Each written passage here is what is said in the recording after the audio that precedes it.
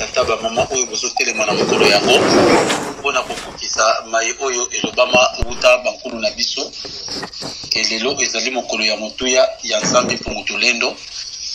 En tout cas napesi bino matondo mingi. En tout cas lelo mpenza na kozala molai mingi te parce que motema na ngai eza ya kovimba mpe ezopesa badouleur moko ya makasi. Donc ipo eza kaka misala ngo tata nzambe mpunga pesa biso yango wana. Mais soki nalobaki natela na bomoto même awa na kisasa alingaki nakoka te parce que motema mpenza eza ya kovimba mpe ezosala douleur makasi. Mais quoi qu'il en soit, lokolo ezali ntango nzambe mpunga pesi biso tozana na bomoi esengeli tokoba kosalela ye comme limesano matondo mingi. J'espère que lelo oyo ndenge tolobaki tozali na mwa ya Mvuluzi Kimbangu yango wana mikolo tozolobela mingi silma ye oyo Mvuluzi Kimbangu ateyaka to oyo asakolaka. Mais lelo tozali kaka uniquement na oyo ye asakolaka.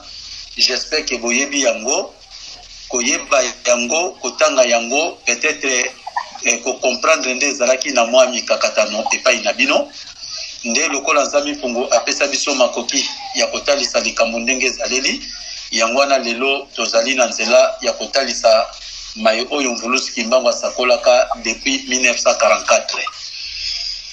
Nayebi ke mingi baza na ngo meme na bavuvamu meme nini na epai ya tata mwanda nsemi ezali en tout cas bangunza mingi surtout baza na ngo mais explication na compréhension yango nde ezali mwa moke mobulu yango esalaki ke baza kotanga ngo na bomoto premier président deuxième président troisième président nde ntango toyei kokóma na troisième président bango balobi ke ye roi divin parce que bandoko olandela yango oleba yebaka ezali masakolo tobengi prophétie mpo ososola yango il faut ozala mpe na molimo wana kati na yo po soki oza na molimo wana kati na yo te okozala na nguya ya kososolisa prophétie oyo batumwa baprofetizaka te.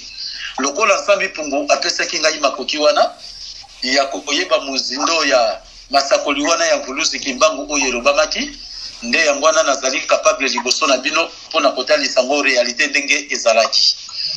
Alors mpona yango tokobanda nanu kolandela ezalaki nanu ndenge nini mpe Mvuluzi Kimbangu mpona nini aprofetizaki bongo mpe na nzela na nani. Alors tokobanda na boye. Ainsi Papa Kiasumba Jean, domestique du grand frère de Monsieur Lamborare. Monsieur Lamborare wana azalaki bongo belge bango nde mutu bazalaki na bokonzi awa epai na biso mpe kotambusa mpe kodirige. Siko ndeko nde ya mobali ye azalaki na kati ya mission mpenza te ye ayaki lokola kwaki eleki na ye ye kozwa bokonzi kati na mabele na biso ya Congo nde ye mpe ayaki kofanda awa nde na bongo azwaki Papa Kiasumba lokola domestique na ye. Alors en congé à Elisabethville avec son patron reçut l'autorisation express du gouverneur provincial. Donc itango bakendaki moi congé moke kuna na tango congé mokozine azalaki na mobembo kuna na Lubumbashi pe amemaki domestique na ye tata Kiasumba kuna na province wana. Alors lokola tata Kiasumba azalaki déjà domestique ya moto ya monene nde asengaki autorisation pona komona Mvuluzi Kimbangu.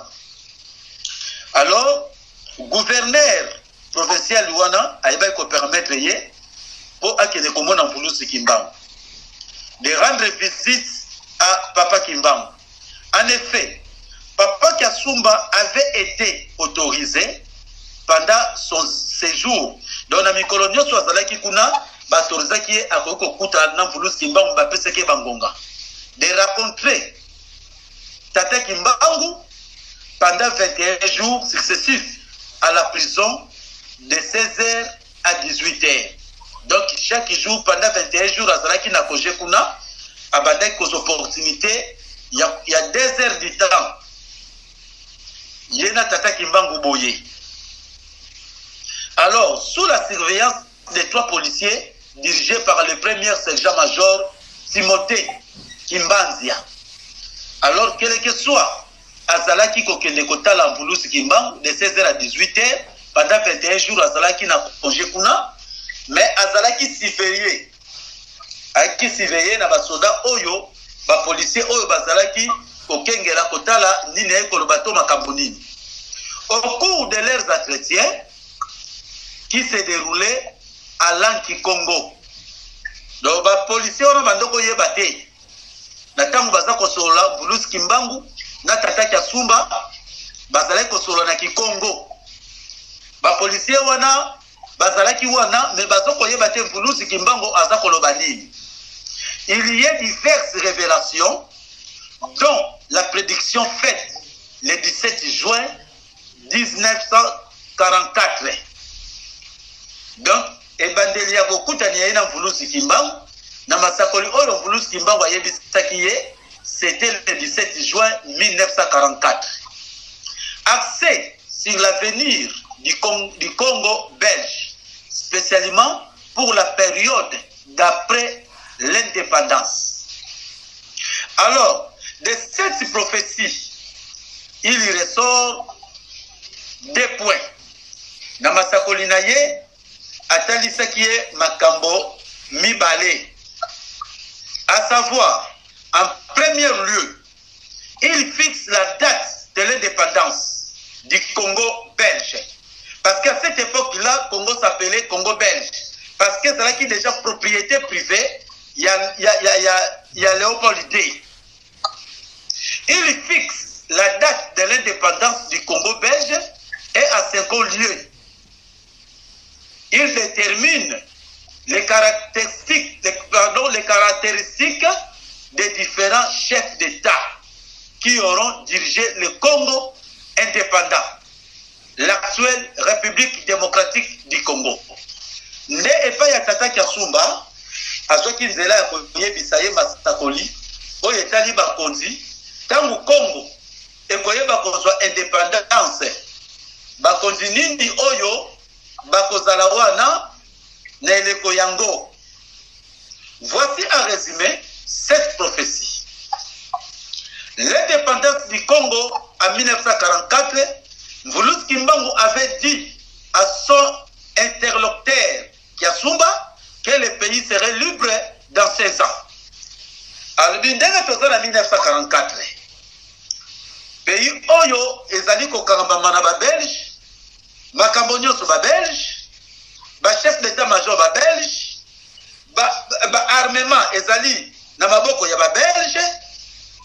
Alors, ya ekotalisa ke da 16 ans, makambo wana ekolonga na maboko ya ba Belge, lokola indépendance physique, pe kozonga na maboko na biso moko bana Congo.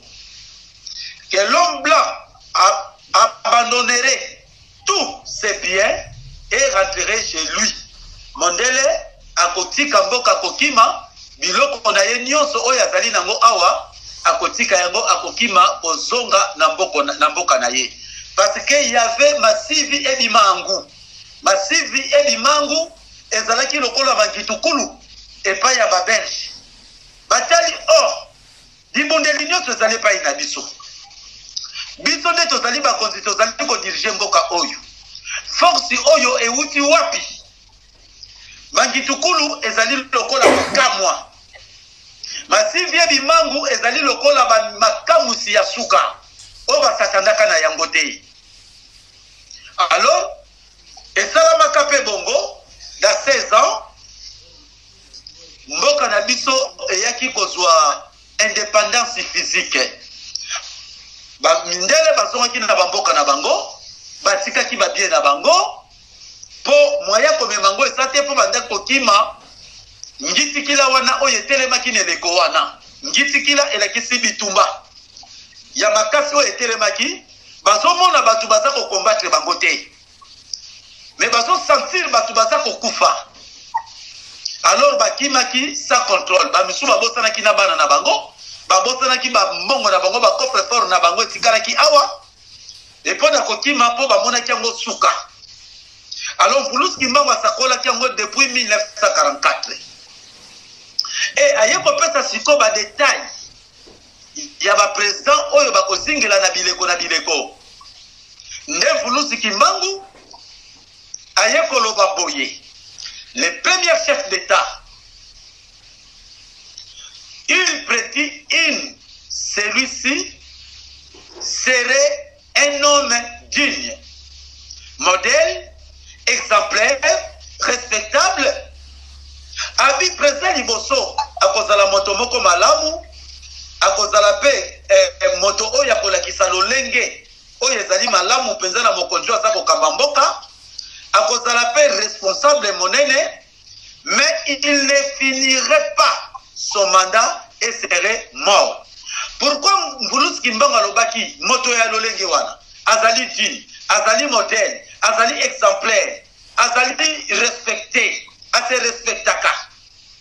Mais comment se fait que akosilisa mandat na yete akokufa? Parce que Mvulus Kimbangu alobaki bongo ayebaki ke moto wana oyo ya ponaki po azala mokonzi kati na mabele ya Congo, azalaki mutu malamu, moto na bolingo, moto na komi kitisa, pe azalaka camarade ya papa Kisolokele oyo grand frère ya Badiangenda mwana liboso. Alors lokola Bakisolokele bamikotisaki lokola Mvulus Kimbangu batek basomaka na famille wana akomaka lokola oncle na bango.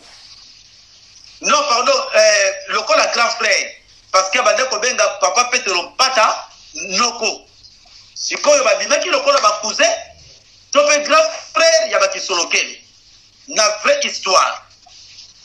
Mais Mvulus Kimbangu ayebaki moto oyo tango akopusa na pembeni ya bamindele oyo to chasse awa na mabele na biso bakozongisa susu na bizaleli oyo bamindele bazali nango posa pona kosakampare na richesse na biso ya sol pe sous sol. Alors yango Mvulus Kimbangu ayebaki ke tango kasafu bakochange makanisi na ye akoumela lisusu te. Alors c'était quoi? Président Kasavubu na kati na meeting azalaka na yango bamindele bapesaki lolenga kolobela or ke malobani ezalaki bamindele po barekipere mboka basakapare nango lisusu malamu ezonga propriété privée na bango comme auparavant. Alors Mvulus Kimbangu na part na salaki nini ye akokende kopesa meeting lobi na 3 heures juste Mvulus Kimbangu abimi na kati na suku na ye. Kasavubu babangaki yalobaki kobanga te na memeli yo makambo oyo ekobikisa yo pe kobikisa bana Kongo mobimba pona kozala malamu libela na libela. Na yebi kesoki na yebi so na munoko koki kobosana yango na yeli yango par écrit na discours oyo bapesa ki yo pa ba américain na mindele na ba belge yango te yo kobimisa liboso na peuple na yo pe liboso na bango wana nde soko bimisa yango ezali lokola koteka mboka.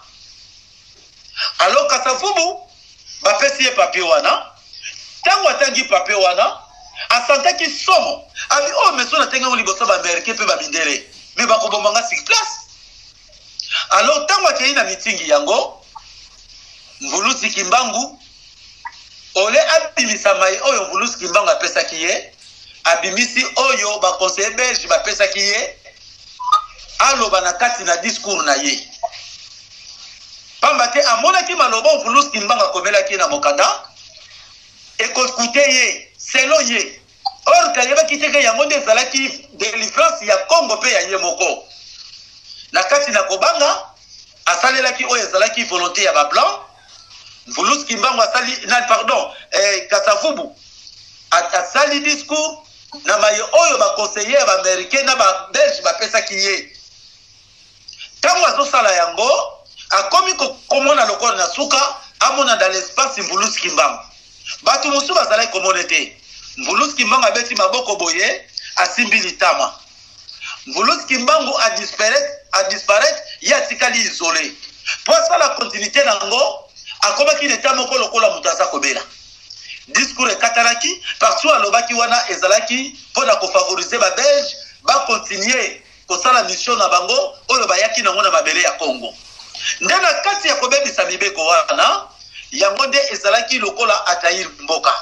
Nde Mvuluzi Kimbangu na butu nango ya 3h ayaki susu kobimele koyebisa ye Kasavubu lolenge oyo yo boyi kosalela maingana lakisi yo pona malamu na yo pe ya Congo osaleli oyo bato oyo baye pona koboma mboka pe kokango na bohumbu ndenge bango bapesaki yo ndenge yo saleli. Alors okuumela susu na bokonzi te pe bomoi na yo ekomi mokuse kobanda lelo ndenge yo sali boye yebake lokola osongisi mboka ona maboko ya babelge yebake Congo ekoti na boloko na musuni pe na molimo pe Congo etekami na maboko ya mindele. Peuple Congo akomona passe jusqu'à ce que bakoya koyeba ngai Kimbangu, jusqu'à ce que bakolanda maye ya ngai Kimbangu nde Congo ekozala libéré. Alors kopusa na mikolo boyebi histoire ndenge lekelaki ndenge Mobutu asakamparaki na pouvoir etc. Et tango alobaki bongo le premier chef d'État il prédit que celui-ci serait un homme digne, modèle, exemplaire et respectable, mais il ne finirait pas son mandat et serait mort d'empoisonnement. Alors, ceux qui pensent azalaki sous protection, ya bankulu te, ya balongo te, ya Mvuluzi Kimbangu te, c'est parce que atekaki déjà Congo. Yango wana batikaki mabe oya salaki, yango nde salaki nzela komemela ye kufa wana. Le deuxième chef d'État, sous son règne, il y aurait des privations de mœurs. Le pays serait caractérisé par des vols. À la tête du gouvernement, des détournements des biens publics. Donc, sous son règne, il y aurait des privations de mœurs. Le pays serait caractérisé par des vols. À la tête du gouvernement, détournement des deniers publics. Les enfants respecteraient plus leurs parents. L'économie du pays allait sombrer et le peuple serait plongé dans la misère noire. Alors, mon condamné Valé Akoya, il y a pensé Akoya Kobebi Samboka prédication Yabana Yamboka. Et l'autre oye côté de Makati Nabiso, qui moyibi la tête ya gouvernement. Mbongo ya Congo et Koko. Comme lokola ya bapoche na bango pe propriété privée na bango. Détournement des biens publics. Oye ezali pona peuple bakonzi wana na ye président bakosala yango lokola ezali ya bango moko mais ya peuple te. Alors malédiction wana oye koteki na mboka na lolengi Kasavubu azangaki kotosa Mvuluzi Kimbangu ayebisaki ye e Mobutu ayaki lisusu kolandela kaka politique moko ya koluka lokumu, ya koluka bomengo, mais pas de sengo ya peuple te. Pourquoi ayeki na molimo wana pendant que Kasavubu a refusaka kosale la discours na Mvuluzi Kimbangu apesaki ye mboka koteki na malédiction. Alors tant mboka koteki na malédiction, nzamba koki kopesa biso nzamba ko mokonza ko bemela biso kimia te. Parce que les wana bana Congo bayebaki pe Mvuluzi Kimbangu te. Et c'est ça mokonza mabe ayaki. Oyo ayaki, malédiction koti na mboka, kimuibi, kobomana, etc. Les enfants ne respectaient plus leurs parents. Malédiction na ekobebi sa moto ya bato, bana bakoyeba lisusu valeur ya baboti na bangote. Bana bakosopose epai na baboti. Pe, bana wana, tango babotami, baza kosopose pa baboti, directement basa kokola na malédiction. Malédiction ebandi kobota mbuma monene pour le Congo et comme na lolengo tozali na passe ya kosakana te misère, calamité. L'économie du pays allait sombrer. Et le peuple serait plongé dans la misère noire. Ces chefs d'État seraient totalement rejetés par le peuple et seraient chassés du pouvoir. Parce que Mobutu, le peuple balemba qui est, pour pas ces salariés qui n'habitent pas, et bien, Nzambe, moyen sans la protection et pas une égalité.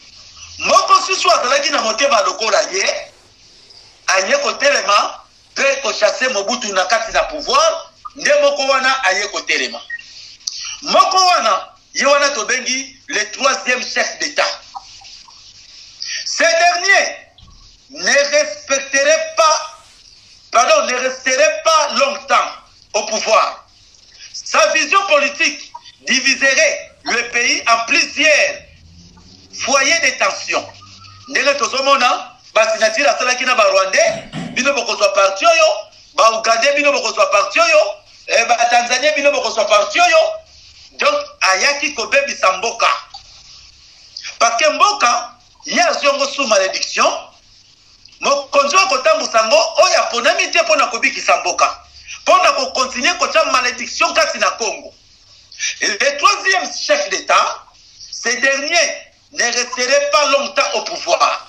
Sa vision politique diviserait le pays en plusieurs foyers de tension. La criminalité et les viols seraient au rendez-vous. Très vite, il perdrait le pouvoir. Alors, Naboye ya Kabila, na kati na bokonzi na ye, azwaka ba volontaire. Ba oyo bazalaki ba criminel, ba oyo bazalaki ba fazer, akoti bango na armée. Alors batona tango basimbi minduki, bazwi opportunité ko sala crime na bango avec une main armée. Na ba machette. Nde yango so mona tikilaki biso likabo ya crime, viol. Et c'est ça. Parce que azalaki oyo akoya kotia biso kimyate. Alors oyo ayaki koyingela ye na 2001 azalaki successeur ya kolandela Congo na se ya malédiction na yango ye wana tobengaki Kabila fils azalaki successeur. S'il vous plaît, toza kotanga 4e président, mais azalaki successeur ya 3e chef d'État. Tout na pays na kati ya malédiction. Alors yé posa bokonzi esilaki ye te. Mpona étouffement ya peuple, étouffement ya Union européenne, étouffement ya baméricain, yango wana aponaki moko ayingela ye ebongo na 2023 aya kosonga na pouvoir. Ndaye kopona sikoyo Tshisekedi. Bango nyonso bazali na catégorie ya 3e chef d'État parce que 3e chef d'État awumelaki na pouvoir te baye koboma ye. Ye aye kosala continuité ya 3e président. Successeur. Tango kosala continuité na yango tellement que peuple ase osaki liboso na ye et Union européenne peuple américain batelemaki mpo na ye po na kati ya Sénat américain balobaki soki Kabila aboyi koyoka apostile susu Kinshasa ekozala tombe paye akozala arrêté na entourage na ye. Alors ateli pe peuple baza kolinga ye penza te nde aponaki tata oyo tozali na ye aya ko remplacer ye et après élection il y a 2023 ye aya ko postuler lisusu pour asonga na pouvoir. Alors le pouvoir oya 3e chef d'État successeur nango azalaki Kabila tozotanga yeka comme 3e chef selon Masakoli ya Vulus Kimba et Kabila susu ayeko pona susu moko azako sala toujours place ya 3e chef. Congo nanu bayebi Mvuluzi Kimbangu te. Crime ezali toujours corrélé katina Congo. Pe région des étrangers ezakaka na makasi katina Congo pe na nguya nyonso. Et toujours mboka ezali kaka na se ya misère, ezakaka na se ya malédiction. Siko président oyo ya rendez-vous babengi ye le 4e chef d'État. Autre bakato la karwa dipe. Yé a kozala na qualité nini? Homme très calme et discipliné. Il aurait une tâche très difficile pour regrouper le pays et mettre fin au foyer de tension. A kozala na mikakatano mingi po asangisa mboka na lolenge moko.